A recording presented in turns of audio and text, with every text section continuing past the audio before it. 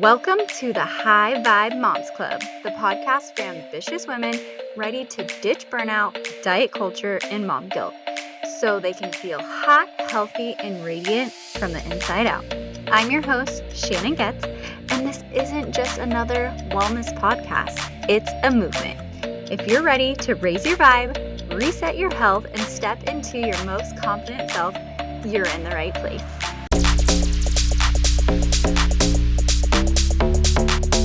I am so excited, ladies, for today's episode because we are going to be having a powerful conversation that every mama needs to hear. I am joined by ZuZu and her daughter, Amy, two women who are redefining what healing looks like for us busy mamas. We are going to be talking about gut health, nervous system, burnout, and just how to really rebuild our health from love instead of pressure. So welcome. That was wonderful. You know, we love the love thing. I drove all of 2022 in my RV, which literally has the chromosomes wrapped around it, DNA and organs, and it just looks so cool. And it says, "We love your guts," in like 3-foot letters. And people would pull up next to me and I'd be like, "Hey," and they'd be like, "We love this." You know, they're like, Yes. People just love love. And I'm so excited to be part of this because what better way to share it than with food, which we all love in the first place? Hopefully. And so I'm excited. I want to talk about frequencies of food at some point today. That would be a fun thing to talk about, but I'm glad to be here. Yes, let's dive in. Okay, so ZuZu, I'm going to start with you, and Amy, I'm going to tie you in as well. But before you were teaching healing, cooking, or empowerment, you were working on your own journey with dealing with epilepsy, scoliosis, and spinal arthritis. Is that correct? Well, the arthritis, I didn't even know I had. I had pain in my back, but I found it on thermal imaging when I got older. Luckily, I got rid of it in a year. But yeah, it was. You know, I love my life. I love my life. I love my parents. I love my life. I love my brothers. But I did grow up with epilepsy, so I'd have seizures, and I had a little bell my mom bought me, and so when I went to someone's home for a sleepover, I'd have my bell with me, and I could ring the bell to let them know, "Hey, I'm going to have a seizure, so I can't talk." Because I couldn't talk for quite a long time, and I drool, and it was just super fun on a date. But anyhow, so I was like, and so that was that, but I was happy, but I was on medications. And when I got married, I was like, I don't want to be on medication and have a baby. That just doesn't seem right. And then I started really looking into how to stop seizures, but I'm 58. So that was before the World Wide Web, before any kind of internet. So it was all books and reading and study at a library and magazines. And and I just started taking myself off of my 3 pharmaceuticals and reversing that with food. And what's super cool, Sharon, is that that I now, like later, 2 decades later, when I learned how the nervous system works, well, actually, it wasn't that long, but I was like, oh my gosh, I was deficient in GABA. The foods that I went to were all GABA rich. And so I've helped thousands of people, just be able to understand the nervous system, and so many epileptics and those with Tourette's. I just had another gentleman in our office the other day, understanding GABA and how it can so quickly eliminate seizures and Tourette's and a lot of the disorders just because it's the neurotransmitter that controls electricity. So for me, learning and applying was just something that I loved. And then the scoliosis, I took care of that in 18 months. When I was 50, I must have been 55, 54 when I took care of that. And that was cool. It was every week at the myofascial specialist and every week at the chiropractor. And I used acupuncture and a lot of deep breathing, but it was really cool. So yeah, it's been a neat journey. Amazing. I definitely want to share this with my cousin who has had epilepsy from the beginning. So she is in the hospital at least once a month. She's always there. My other cousin, her sister, actually passed away.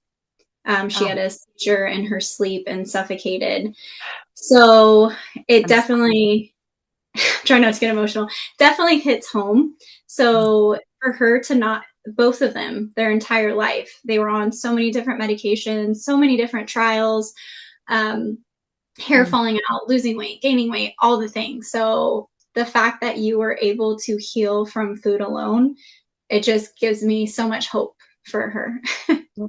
Well, that makes me emotional. I just had a client, or actually one of my students reach out, and she was like, they just lost someone very dear to them and their family, very close, like a sister or someone because of a seizure. And she's like, but they didn't want to know, Karen. They just didn't want to know. And that Mm-hmm. was so hard because I'm like, oh, jeepers. Even some of when I was living out west, they didn't allow, they outlawed some of the medicines that would stop seizures instantly. And people would have to leave the state and go down into Nevada, take the products we recommended, and they never had a seizure again.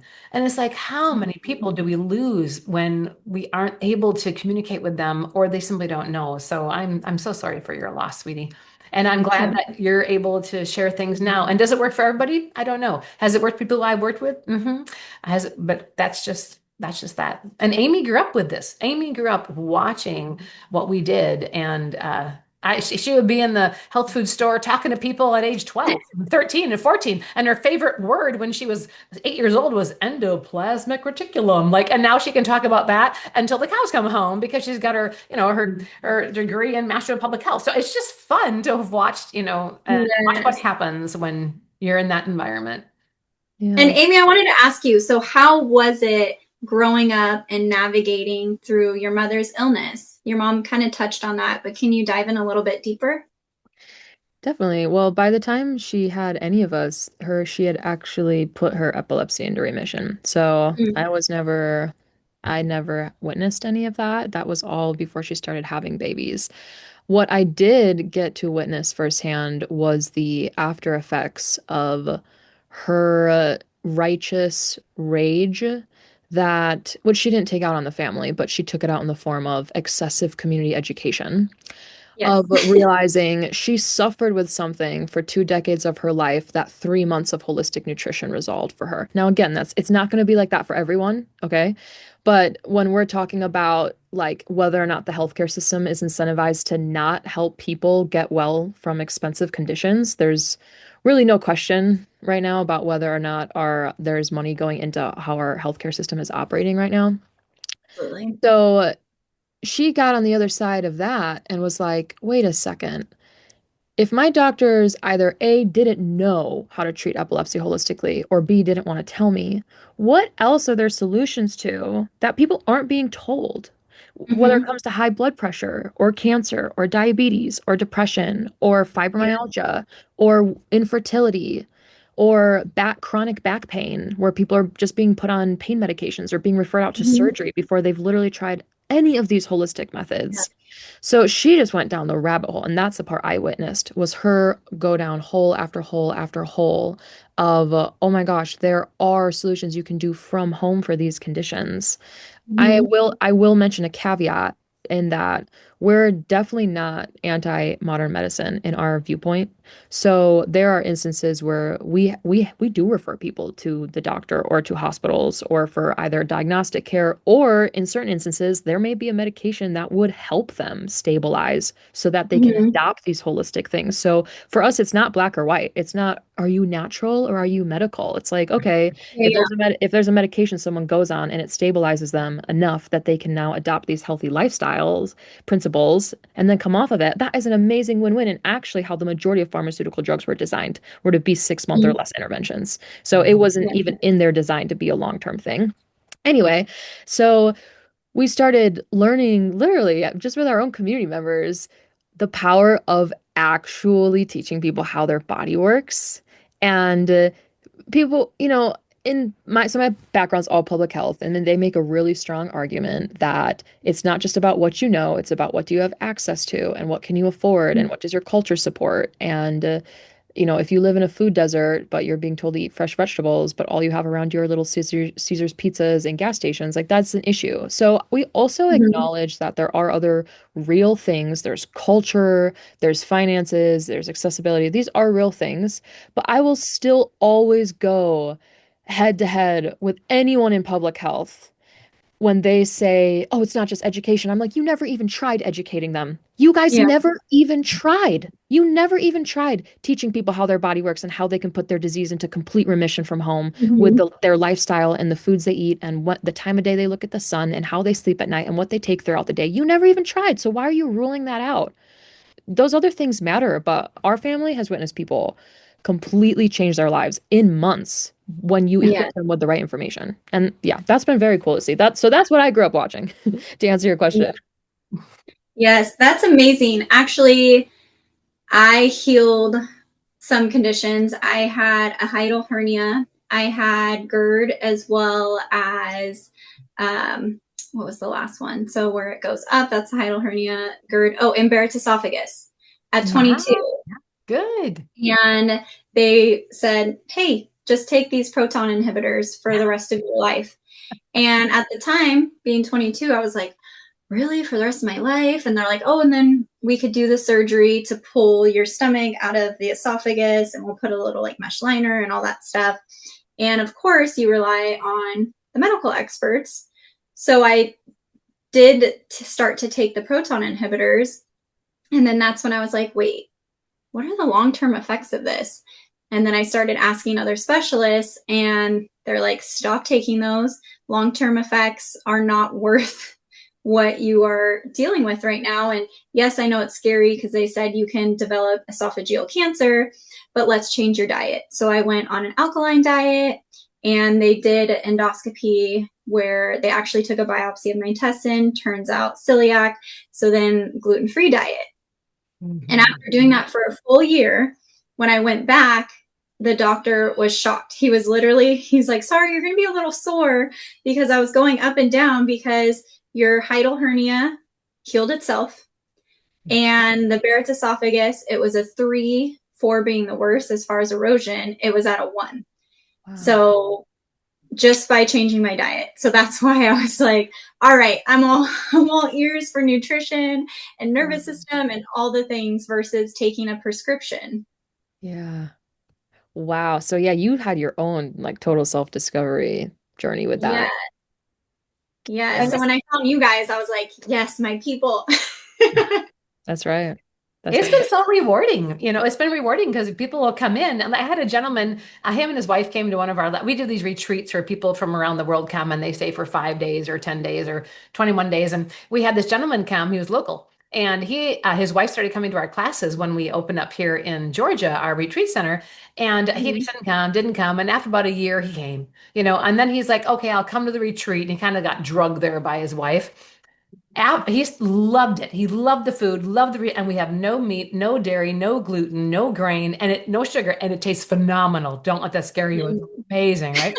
And he came in literally just a couple weeks ago, and he walked in, and he's older than I am, and he just found me, just kissed me on the cheek. He's like, "You have saved my life," and I'm like, "I didn't do it. You did it. You did." Yeah. He's gone down 4 pant sizes. He said, "I have more energy than I've ever had before." And it's not Amy and I, we just educate. That's why we're holistic health educators, right? Like we just Mhm. educate. And when you explain things, people grab onto it. I've been on podcasts where they're like, now these are really simple people. They're never going to understand anything holistic. And I'm like, oh, honey, yes, they will. I'm like, it's how you explain it and it's how you teach it. And I think that's what makes all the difference. So, That's totally Yeah. right. And Shannon, I just want to hop in really quick. That retreat he attended was a detox retreat. mhm. So we do pull people off of all animal protein during a detox retreat because it's so heavy on the liver. But and they do, you really can help with like liver flushing and parasite cleansing and all of that by temporarily removing that. In our day-to-day philosophy, we do include healthily sourced animal proteins in our nutritional philosophy. I just wanted to Okay. make that clarification. But as far as the gluten goes, that is definitely something that I have seen people who are able to tolerate it again after eliminating it, and a lot of times with increased nervous system regulation comes increased ability to tolerate a lot more foods in general. So Mhm. I'm never gonna try to scare people away from like this food will be bad for you forever. Yeah. But one thing that I study extensively is neural inflammation. So inflammation of the nervous system and of the brain. And when there is a protein or a compound that your body just has a reaction to, it is a huge driver of depressive symptoms, of fatigue, Mm. of feeling discouraged. And my symptoms of eating gluten are not bloating and gas and digestive disorders. It is a mood swing. It is feeling discouraged the Oh. following few days and just feeling like kind of down. And that has to deal with an inflammation pathway where your tryptophan is stolen from your serotonin pathway and shuttled into this or shunted, they would call it, into this pro-inflammation pathway. But Mhm. yeah, it's pretty interesting how far-reaching the effects of like simple foods can make in someone's diet. Well, Yes, yeah. yes. Okay, so when I first started growing up, I never knew I had this issue. Just right after I would eat, I would literally have to go diarrhea because I didn't realize that's what it was. And lo and behold, my mom had the same thing. She didn't know. So after certain meals, she would just say, "Oh, mom, or honey, it's normal. It's fine. That's just how our body functions." And I was just took that as it was.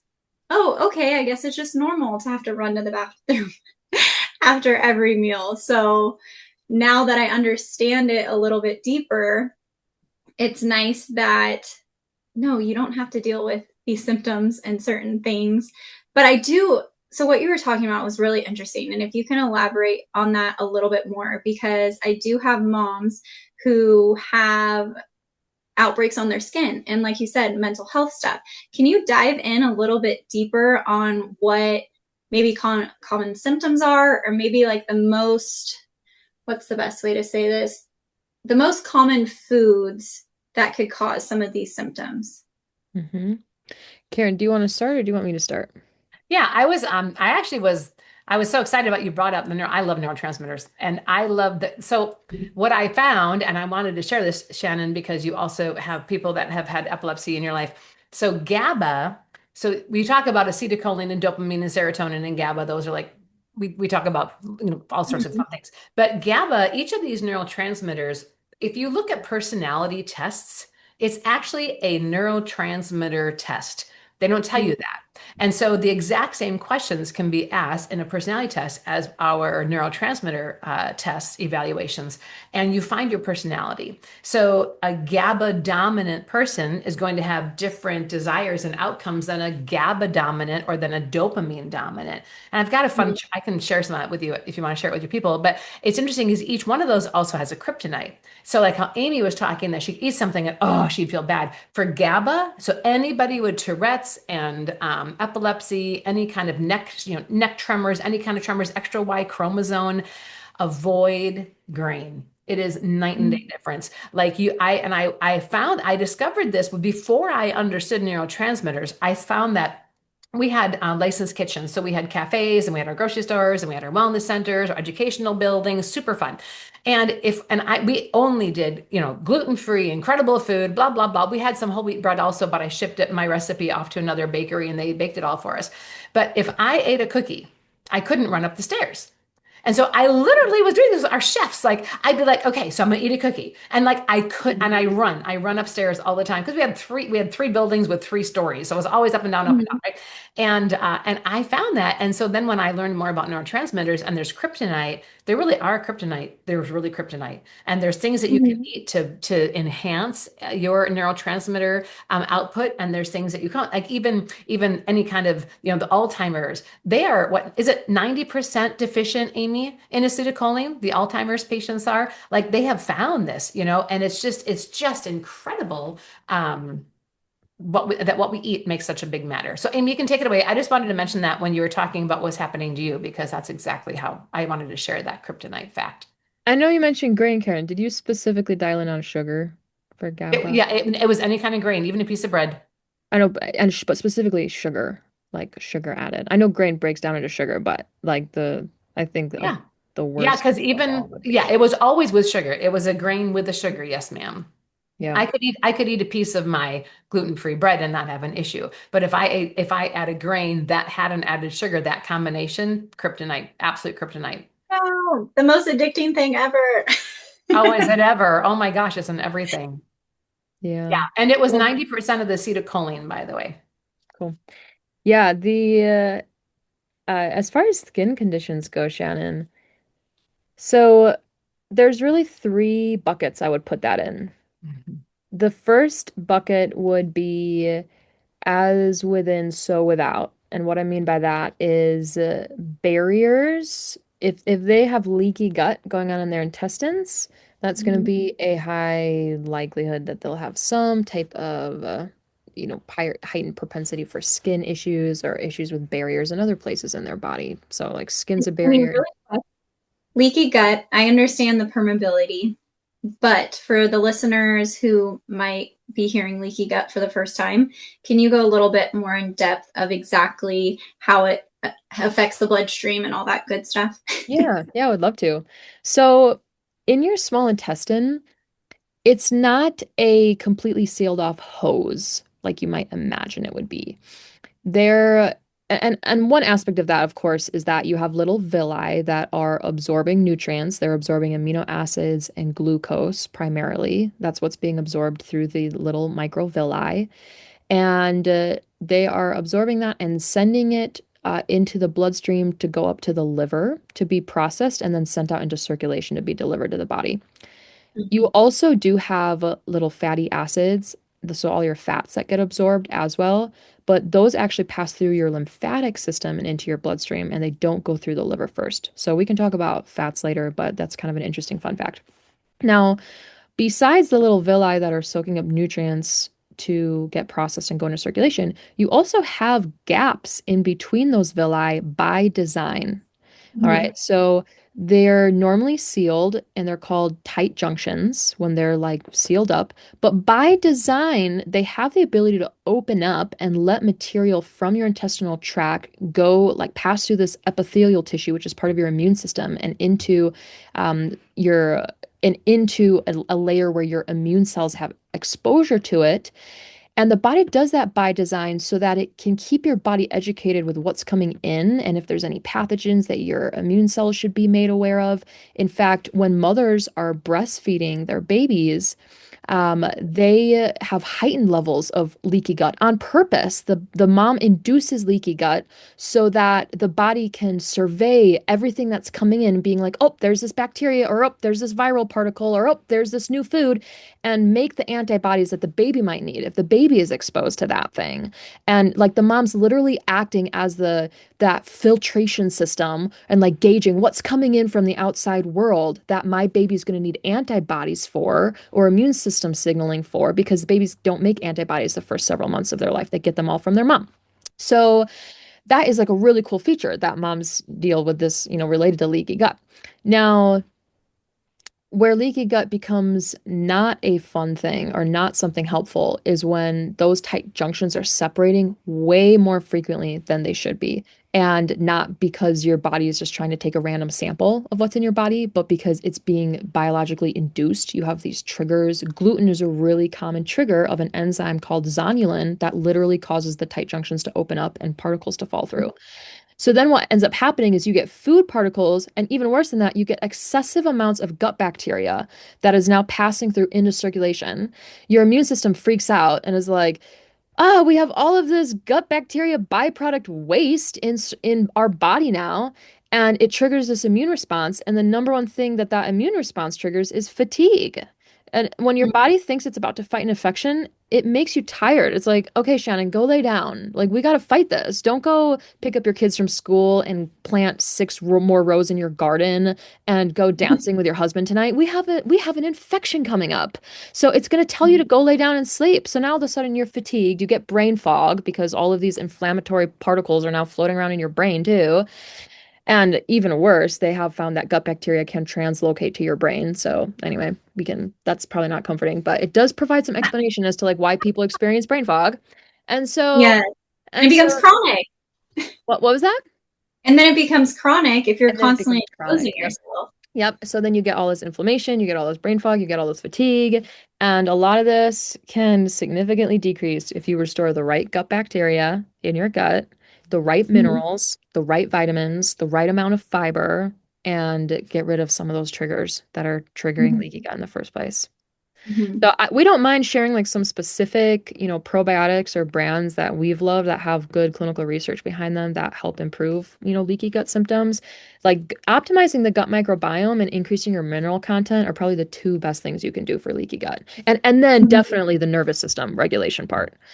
Um, Yes. I know I'm going on like a long rant, and I'll make this the final No, I'm piece of loving my it. long I'm just rant. Okay. absorbing it all.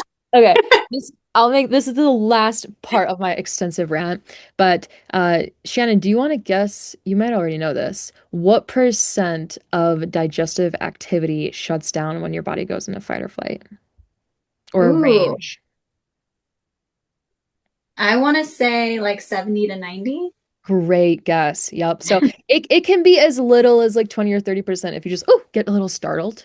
And it can be up to 80, even 90%. At that point, you're usually vomiting if it's like a complete redirection of blood flow. But let's say like on average we're dealing with 50%. Okay. What does that mean?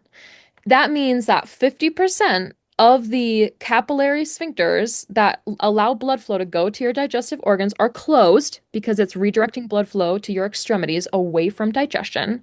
So you're having half of the blood flow. It might not be literally half, but you're having a significant percent reduction in blood flow to your liver, to your stomach, to your small intestines, to your colon. So you have a reduction in blood flow, reduction in nervous system firing, reduction in stomach acid production. This is why a big reason why stress literally induces acid reflux because, Yes. yeah, Yes, the low acidity. I always yep, thought it was high acidity Yeah. based on my Yep. testing, and they're like, no, it's actually low. It's like, yeah, really? yeah, because if you're stressed out, your body is releasing norepinephrine instead of acetylcholine. And Mhm. acetylcholine is what the vagus nerve releases. That literally tells your stomach to make stomach acid.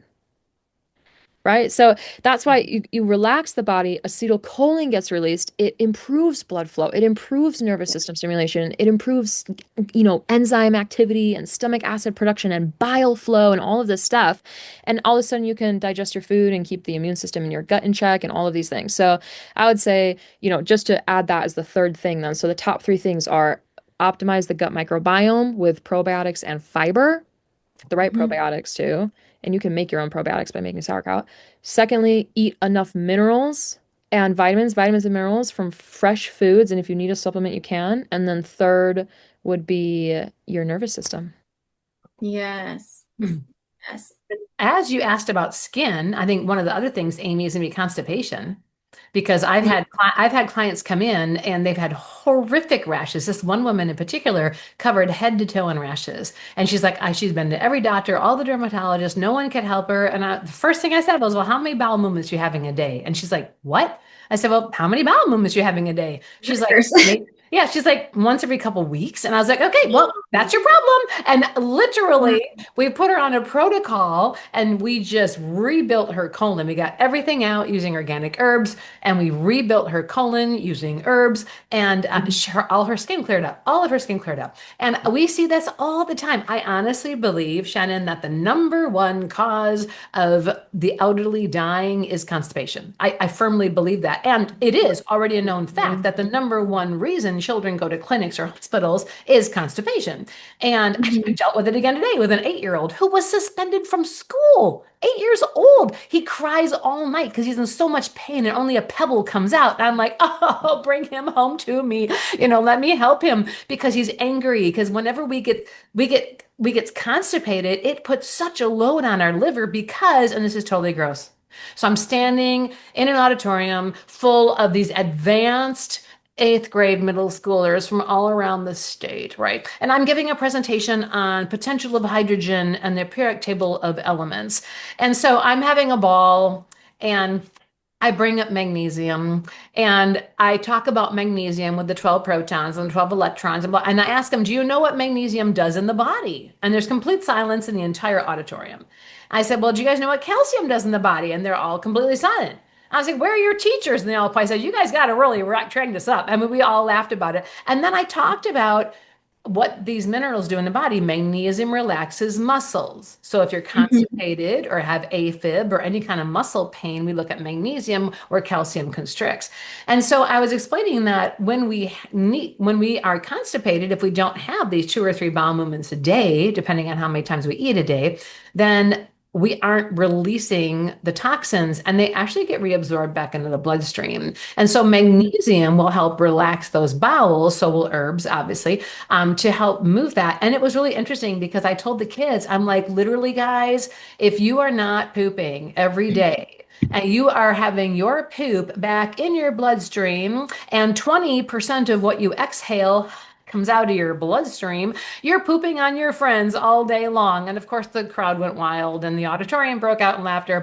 And then all the boys were like, on all the people around him. But it's just interesting when we realize that that puts a lot of pressure. And so when I was talking to this mother today, about this boy, I'm like, the issue that you're going to see is high blood pressure because there's sludge in the blood. You've got all the food that's not getting out of the body, and now you've got poo that's not getting out of the body. Our body is calling in all the white blood cells it possibly can. Like you have got heavy sludge in the blood, and that's going to cause even further health issues. Besides the fact that we aren't Mhm. getting toxins out once a every 2 weeks isn't regular. Once a week isn't regular. Once a day Mhm. isn't regular if we're eating 2 or 3 meals a day. So it's just Mhm. I would do skin right away as well. Look at the constipation for the skin. See if they are having bowel movements. That's just I mean, we can go on and on about skin, but I know you had mentioned that and when Amy started talking up, I just want to bring up the constipation because that has helped Mhm. so many people resolve their skin issues.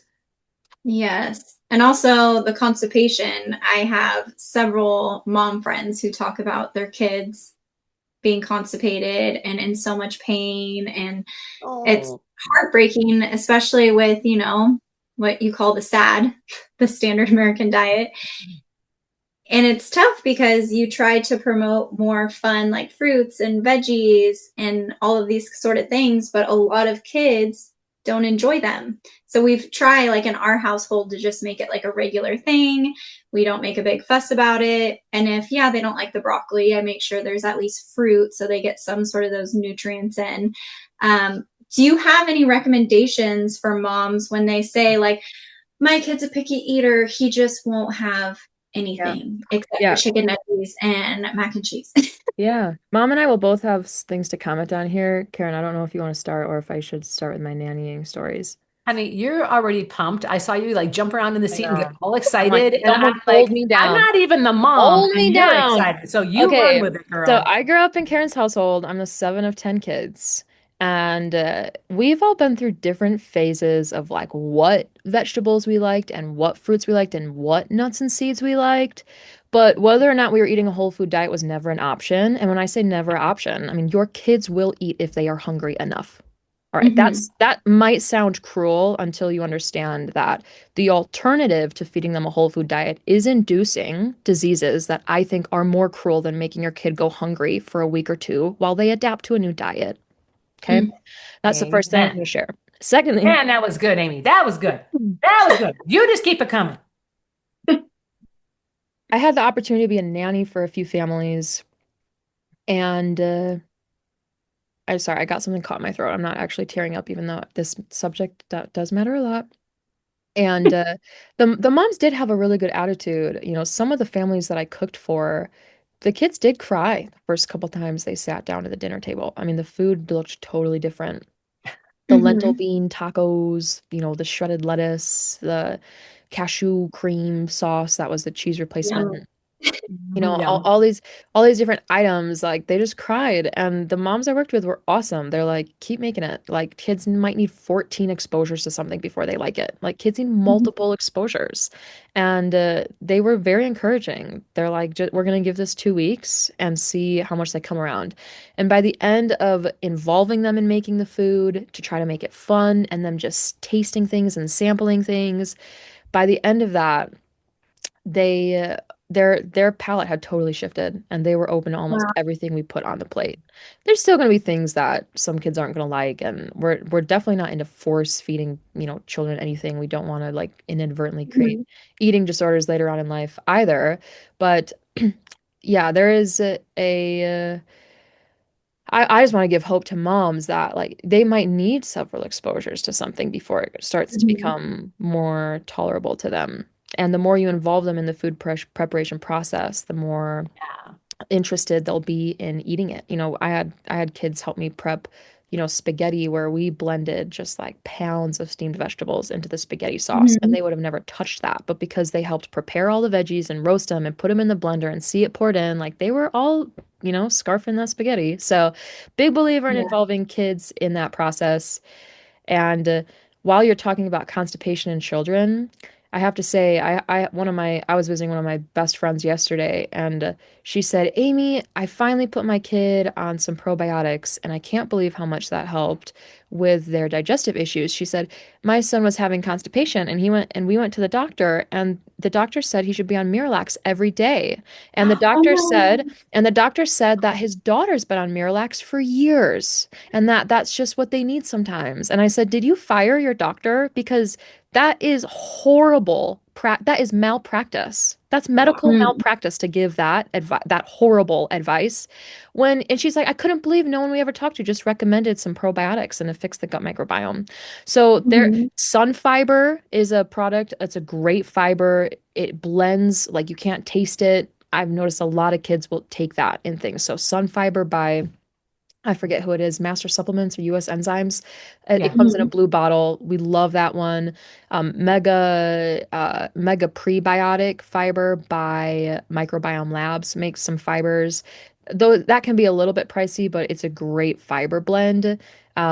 So diversifying, like, and don't forget your legumes and beans and some of these complex grains, those actually have a lot more fiber than just your fruit. So Mhm. if you can get kids eating like lentil beans or any types of beans and sprouted grains and things like that, still counts Yeah. towards their fiber intake. But yeah, just wanted to share those little pointers there. Do I get to go? Sorry, Mom. Yes, But I please. know. No, I'm so excited. I actually I have a class coming up on Thursday. It's real fast food. But if it's my biggest thing to moms, if it's not in the house, they're not going to eat it.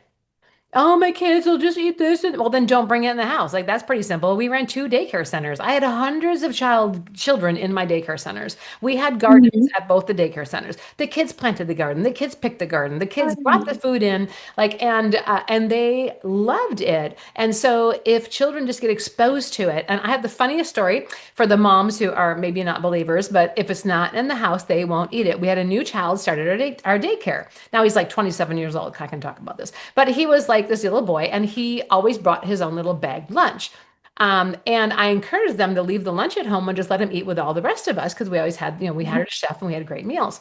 And so he started leaving his bag lunch at home and he wouldn't eat anything at lunch, wouldn't eat a snack, like all day he wouldn't eat. And it went on and on. And I was like, what's going on here? And I talked to the mom and she said, well, dad picks him up after daycare and takes him to fast food to get McDonald's because he, has starved all day. And I'm like, no, no, no, no. Oh, I said, so we're going to let's renome this. Let's just have him take some hello bites. And so this young boy started taking bites of everything that we would make.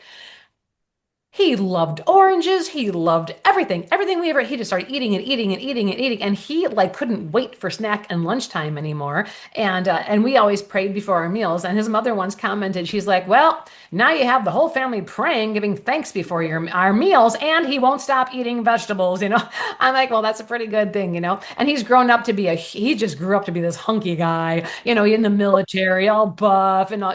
And I'm like, I think we had something to do with that, but it was really neat using that good. exposure. So fast food can be, we did this commercial one time when the kids were young. Amy was probably, I don't know, 8 or 10 years old when we did this commercial where our set was set up and I was like talking and then each of the kids came in behind me to grab an apple, grab a bag of trail mix, open up the fridge and grab some celery. And, it was a fast food commercial about what's fast. And then Mhm. like all the food was gone. I was like, wow, that was easy.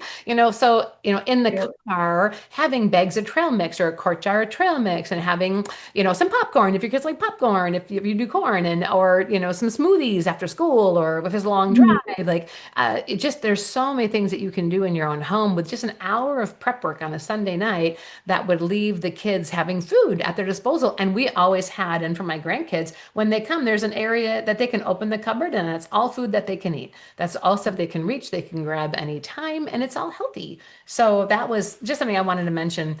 It probably would be helpful if we have like 6 things to do for constipation. So I'm just going to rattle them off real quick. Mhm. Water. A lot of people don't have enough water. They're dehydrated, so their stool is very like boop, boop, like little pebbles, because they're just so Mhm. dehydrated. So lots more water, fiber, which you get from nuts and seeds and grains and beans and fruit, right? Those are all fiber rich things. And fibers don't have actually nutrients, but fibers feed the bacteria in the body. So the more Mhm. diverse the fiber, the more diverse the microbiome. Your minerals and your vitamins, that's going to come from the rest of the produce, but that fiber is what feeds, and the diversity of fiber is what feeds the microbiome. Um, Mhm. Interesting enough, exercise, right? Exercising, so getting on the shaking unit, having the kids exercise, which is why you take your little baby and you run their legs like they're going to go running, Mhm. right? Because we're moving, moving their body. Making sure they have enough magnesium. A lot of people are deficient in magnesium because it is a mineral that a lot of soil is deficient in. Lucky for Mhm. us at Lily Fields, we have so much magnesium and so much calcium in our soil that will be great growing anything that has magnesium in it.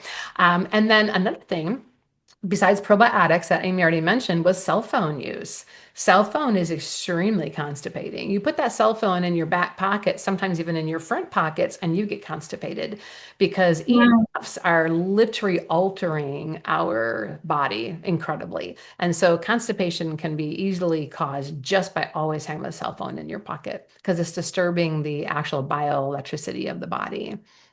Wow. So those Wow. 6 things there. So water, fiber, exercise, probiotics, cell phone, and did I mention them all? Magnesium. There we go. 6 of them. Mm, Thank you. Thank All right. So I do want to hear a little bit more about the fields, but I have one more question. So for the mamas who might feel overwhelmed by all the information and they might be like, okay, I need to change everything. What can we give them as just maybe one small step or some sort of tweak to help support theirs and their kids, their gut health, and their nervous system? What's something they can start implementing today that doesn't feel too overwhelming? Yeah, well, Karen and I will probably have different tips for this. Karen, do you want to go first? Sure, I can. And the number one thing is water. Water. Water conducts electricity. And so a lot of people grab food because they think they're hungry, but they're actually thirsty. You can't live without water, and you need a lot of water. And so look at you. There we go, Shannon. That's right. And so water, water, water. I think I've had 3 quarts already today. Like it's just how our bodies function. And I think that's a really big thing. And then I wanted to talk about side dishes. If there's one thing I would recommend for children's mental health and their neurological health is to avoid side dishes.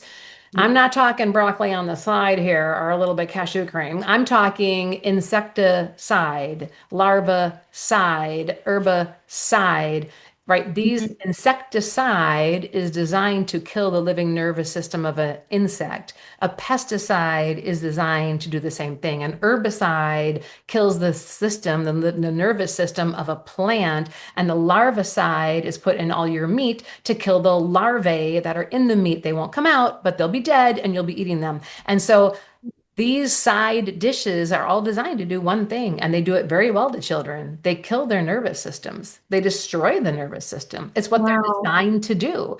So would you please just spread the word to eat organic? I fed my children. We did not ever put a food budget together. I never once, raising all of these children, had a food budget. And when I had the 11th child, which she was adopted, the 12th child left with me from one of my students, all of the people who've ever lived in my home or come to my home or visit my home or come to our retreats are going to eat organic because I Mhm. won't put side dishes into anyone. And when I was raising my children, yes, food was and you won't. I've done all these studies. Oh my gosh, I could talk until the cows come home.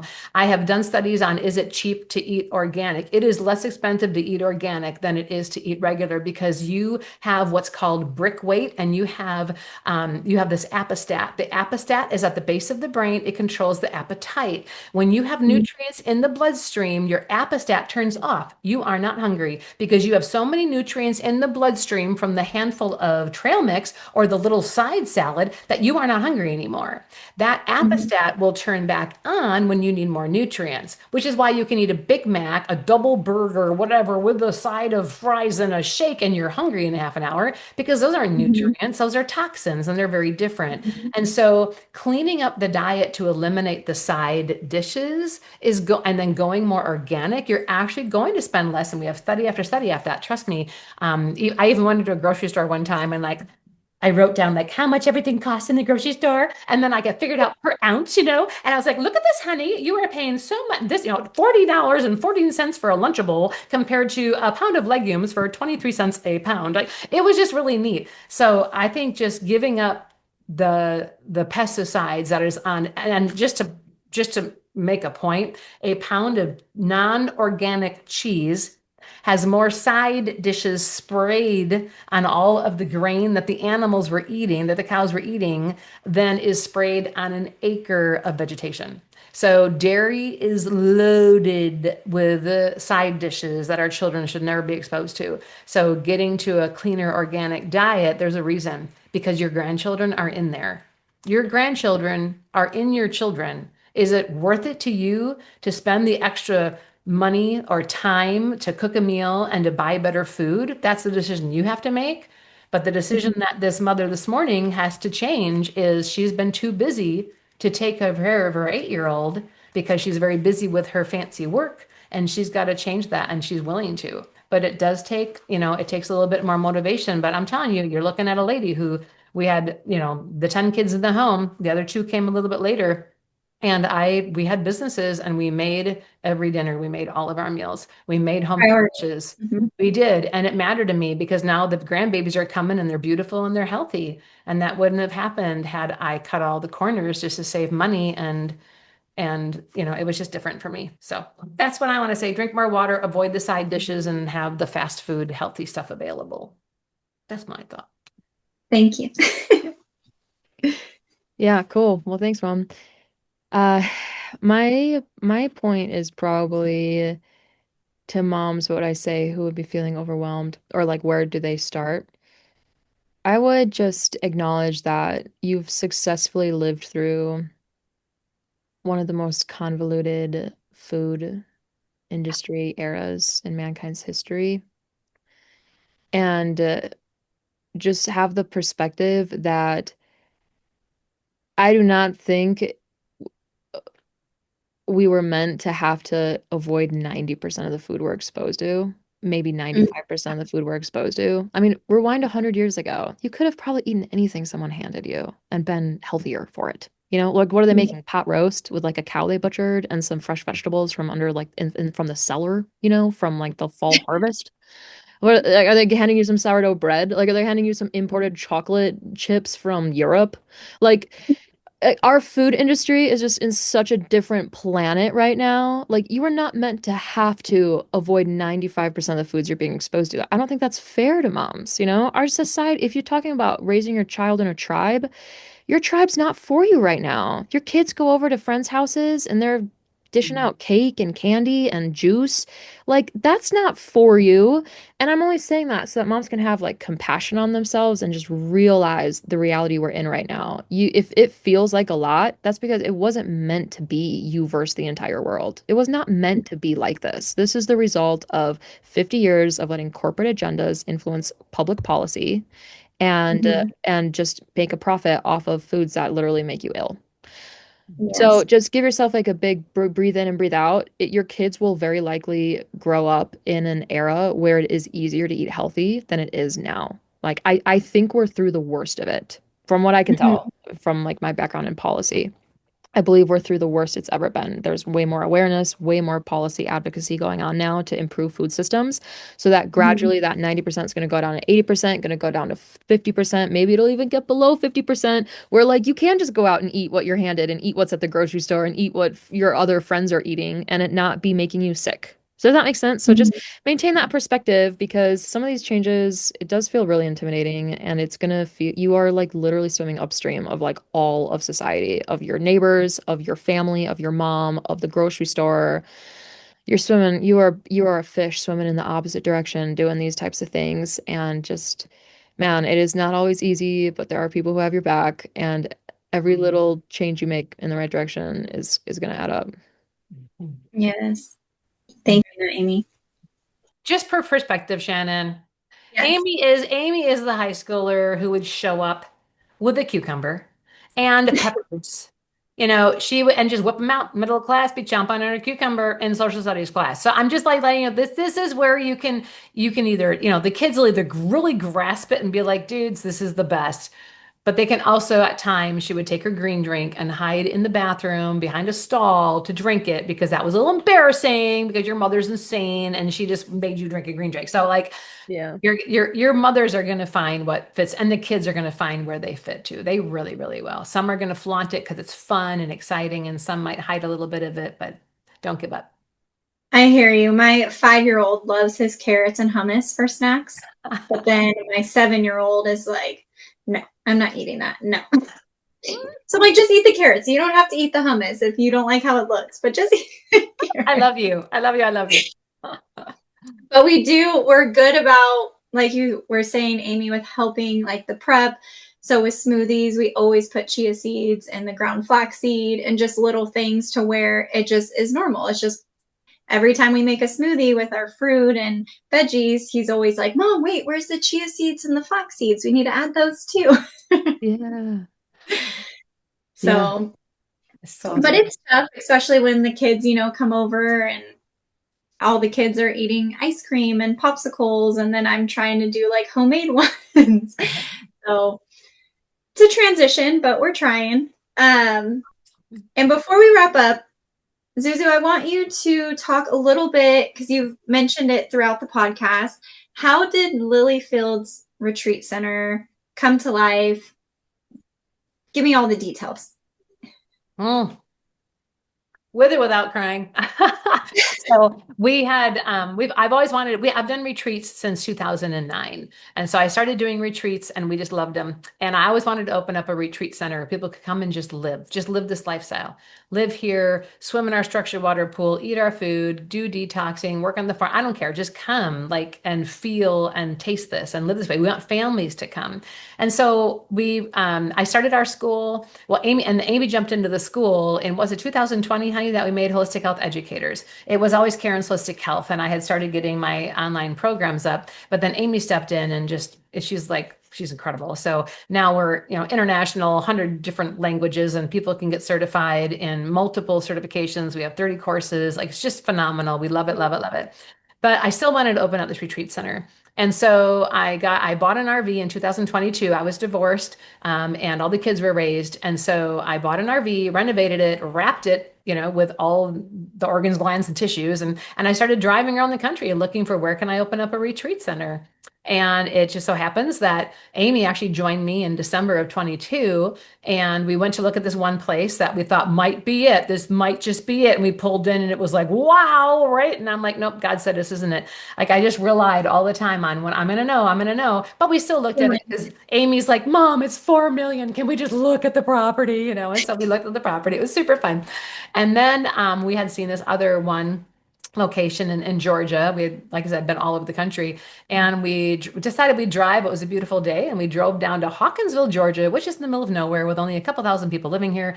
And we pulled in the driveway like 20 feet, and I just knew it. And I was like, okay, we're going to buy it because it was such a strong impression from God. And then when we got in with our realtor to drive around the property, she took us down to the boathouse, and we went into the boathouse, which just had 4 walls. There was just nothing, a dinky little toilet in the wrong place, and it was just an empty shell. And Amy and I both just cried. We were like, oh my gosh, this is it. And so it was it. And we took a tour of the property, and I'm a visionary, so I can see. And so I walked into, the one of the buildings that had been stables, and we're like, oh my gosh, this can be the store and the wellness center, blah, blah. And then the realtor was like, well, there's a house, you want to see the house. And Amy and I were like, what? There's a house? So we drove up to the house, and it was just magical. It was a day I don't think either one of us can ever forget. And then it just, all the cards just fell into place. We took everything that Amy had, that I had, that my daughter Lily, she was involved. There were 4 of us that put everything we owned into this. And we had a really good friend pass away. Amy had been her caretaker. She was one of my students, and she was 77 when she passed away. And she had become a really close friend of our family. And when right before she died, she said, "Hey, Karen, I made you the trustee of the will, and there's something in there." And I was like, okay. And so I went to prayer and I was like, okay, God, well, with the couple 100,000, whatever, it's going to be, what am I going to do? I could go over here, I could do that. And he's like, oh no, you're going to open up Lily Fields. And I said, what's Lily Fields? And so the next day I went and I told Mary, because she was in the hospital, I was going to bring her home the next day on hospice. And then she died a few days later. But I said, Mary, I said, everything that you're going to leave to me, I said, I'm going to open up Lily Fields. It's going to be a wellness center and it'll be, and I'm going to use everything that you left me. And then Amy said, what are you going to do? And I said, I'm going to open up Lily Fields. And Lily Fields was Mary's email. She loved lilies. And so Lily Fields of lilies was her favorite thing. And so Amy said, well, then that's what I'm going to do with anything that she left me. And her sister was there. And she's like, well, that's what I'm going to do with anything she left me. And then my other daughter, Lily, who Mary loved terribly, Lily did the same thing. So we took everything we had, everything I had from the houses that I had sold, and then everything Mary had, and we all just put everything together and we bought Lily Fields, and here we are. So that's what it is. So And then tell me a little bit more. I want to come to Georgia. I want to go to yes, come. There's cooking classes, you said swimming. What is all there? Please visit our website. It's amazing, lilyfieldcenter.com. But it's 69 acres. Right now, we started electroculture gardening. We have 4 like greenhouses or hothouses that are built that will be starting this year. We'll be starting our starts in them. We teach permaculture and organic gardening and saving seeds. We definitely have food classes during the retreats. We teach food classes. Sometimes we have retreats that are just foodie retreats, where you just make food the whole 3 or 4 days. So you learn how to ferment and you learn how to do raw granolas. You know how to do raw sprouting and nuts and seeds and making raw breads and everything. Anything you want to do in the kitchen, we do, because anything, you can make anything. You can make absolutely anything in your own kitchen, and that's what we teach. And so, and then we have the clinical, we call them clinical retreats. So we have health retreats, detox retreats. We do a clinical retreat, and we actually just released today different packages, because some people want to come to a retreat just to get away, to learn, to be in all the classes, eat all the food, do some detoxing. We have a structured water pool. We're actually the first structured water pool in the world that's open to the public. There's more than 5,000 frequencies in our pool. We use 10 megs of ozone. It goes through UV lights and zeolite to filter, and not sand. And it's a saltwater based pool, so it's really amazing. So people come for that, and then there are those that come and they get the full ultrasound. And we have our own labs. We can run all our own blood work and urine analysis, thermal imaging. Our surgeon that has been a Russian surgeon for about 28 years, she flies in for all of our retreats and does all the ultrasounds of the body, and then all the other diagnostic and non-diagnostic. So we have a lot going on, but we also people can come just play. They can just come and play. So I was going to say, if I link the website and the show notes, are the retreats and the schedules and everything all available on that site? Mm-hmm. Yeah, that's through Lily Field Center with 2 L's. And then that's separate from our online school. So we run an online Okay. school of natural medicine, and that's where we have 6 different certification tracks and 30 different courses. Some of them are accredited, and some of them are intentionally not accredited, so that we have full freedom to teach you what we want. Very cool course tracks. This is an alternative to going back to school. If you were like, I want to go back to school and get a degree in XYZ, we would say actually check out these courses instead, because it is unbelievable training from people who have been doing this for years, and many of them are able to condense their life's work into a 30-hour masterclass. So you do Wow. not need to be, a lot of our certifications are compilations of other people's masterclasses. Yeah. Like, so for instance, our holistic health practitioner certification, it is a $12,000 program, but you get 12 advanced courses from experts in autoimmune conditions, in alternative lab testing, in the gut microbiome. Like, the literal founder of Microbiome Labs actually a 40-hour masterclass on being a clinical gut specialist. and blood work and nervous system regulation and neuropsychology and how to help people calm down their nervous system and how to help your own nervous system. So you get these master classes on top of our core foundational training. And I say, like, I learned 10x in that program that I did in my $150,000 degree program from Hopkins, like 10x. So Yeah. education's changing too. It's not just healthcare that's changing right now. Like with the internet and with online platforms and with the free market, like people are coming up Yeah. with very cool solutions to the traditional 4-year go to college to learn calculus because you want to be a health professional and then not even learn about health. Like that model is very old now, thankfully. Yeah. I'm like collecting certifications left and right now. So I'm like just a sponge absorbing it all. I'm like, what's next? What's next? Cool. I dropped a website, Shannon, just into the chat. ZuZu Okay. Unleashed. So ZuZu Unleashed has just, you can go everywhere from one website because holistic health educators, that's our main thing. We just love education and our educators are incredible. And then we have an online store, ZuZu Energy, and that's where people can get their sunbiotics and their fibers and whatever. But then we have the Lily Field. So that's kind of one location that you can pick up a bunch of stuff. So just thought I'd throw it out Perfect. there. Awesome. I will link that in the show notes. And then as we close out, is there any last message that you want to share with mamas, whether it is gut health or nervous system? I know they're all tied together, but any last message, whether it's about the love from instead of the pressure, and I know Amy touched on that a little as well, but just one last message that you want to share with the audience today. You want to go first, Amy? Yeah. Hmm. I mean, the fact that you're listening to this podcast says a lot about where you're at and how interested you are in taking care of your body and in taking care of your children. And I've met moms and a lot of women who will compare themselves to earlier periods in their life where they'll be like, well, I used to be a bodybuilder and I used to meal prep and I used to do all of these things and they'll relate back and be like, I'm just going to go back and do it that I'm going to try to do it that way again because I used to do it. And I'm like, what has changed in your life? Like you have children now, your husband's job might have changed, maybe your job has changed, your body has changed, your hormones may have changed. Like all of these things are different now than they were back then. And like what worked for you then could make things worse now. And maybe it could make things better. Who's to say that? Mm-hmm. So my piece of advice would be just the grace you can give yourself for the fact you are doing like as good as you can right now, as good as your brain is allowing you to do with the programs it has running. And Mm-hmm. uh yeah, just these things absolutely add up. When your brain tastes the rewards of doing it a new way more than maybe 5 to 8 times, the neural pathway will start to go that direction. So Yes. behavior change is definitely the most tricky in the beginning because your brain hasn't gotten the neurochemicals needs met, the dopamine and the serotonin and the norepinephrine and the acetylcholine. It hasn't felt that from doing it the new way yet enough times to trust it.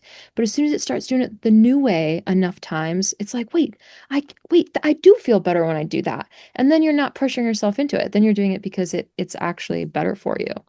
So I would just say, be experimental in crafting this next era of your life and give yourself the grace of those, the hello bite we give the kids, as a mom, give yourself the hello bite of a new behavior, just a hello Mm-hmm. bite of trying something new and just see how it affects your neurochemistry and your body and do that enough times till all of a sudden your brain's like, actually, I do like doing it this way. And that makes Yeah. behavior change much less about pressure and much more about like getting your needs met as a human.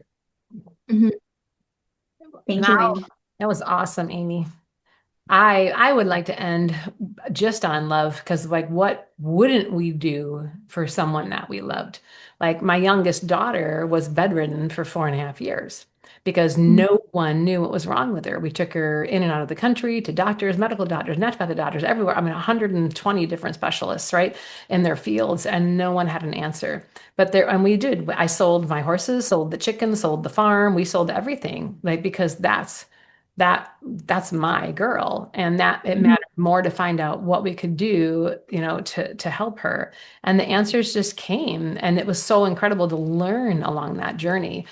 So I think we can get really busy as moms. We can make ourselves very busy as moms because most moms also, check emails and check social media, and some of them try to work and some of them we try to keep up with the Joneses, and that's not always necessary because the most important thing is to pour out that love on your kids, and because that's now your job. You had them, and that's now your responsibility. It won't be in a few years. It won't be. They'll be gone and you won't have that, and you can have that time more for what you'd like to do. But I just want to tell my story in that I can't imagine not doing what I did do while raising kids, because the children are happy. They're very functional. They all work so hard. They've not been sick.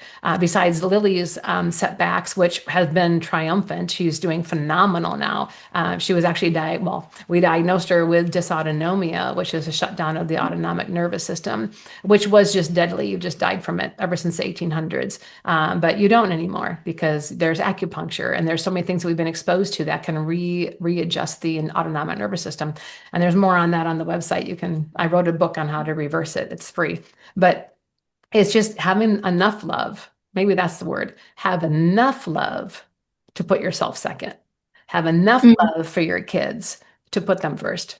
Have enough love to change their diet. Have enough love to get more water. Have enough love, tough love, to take the junk out of the house. So if it's not there and they won't eat it, have enough love to have Potato Chip Wednesday, where your kids can go to school with a bag of organic potato chips in coconut oil and it tastes amazing, right? And that's just one day a week. And have Chocolate Fridays, where you have enough love to get up and make yourself some chocolate. It's very easy to make chocolate, or buy some really good stuff, which there's lots of it available now. That's really clean. Like, there are ways to put your kids first and you can still have your life. But all I can say is if you can dedicate more time to your children and less time to you, you are going to have children that turn out like Amy.